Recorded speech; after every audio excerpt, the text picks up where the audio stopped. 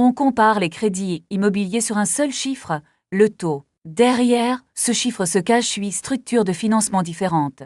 Choisir la mauvaise, c'est signer pour 20 ans un montage qui ne correspond pas à votre projet. Et cette erreur ne se corrige pas facilement en cours de route.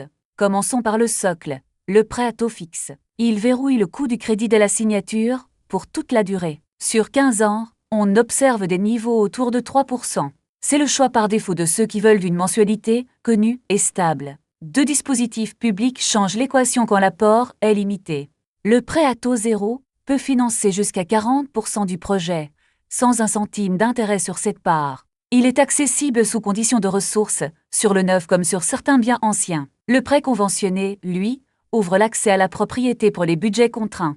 3 structures répondent à des situations précises. Le prêt relais permet d'acheter avant d'avoir vendu, sans subir la pression du calendrier. Le prêt cautionné remplace l'hypothèque par une garantie mutuelle, souvent moins lourde, et partiellement restituable. Et le prêt in fine, où l'on ne rembourse que les intérêts, maximise les charges déductibles pour un investissement locatif. Un point est trop souvent négligé. Changer de structure de prêt en cours de route est rarement possible. En revanche, les clauses de modulation des échéances se prévoient dans l'offre initiale et permettent d'ajuster la mensualité si la situation change. Une fois l'offre signée, il est trop tard pour les ajouter. Un crédit vous engage et doit être remboursé. Le bon prêt n'est pas celui qui affiche le taux le plus bas, c'est celui qui correspond à votre projet et à votre horizon. La différence se compte en dizaines de milliers d'euros sur la durée. Rendez-vous sur debfranceinvest.com.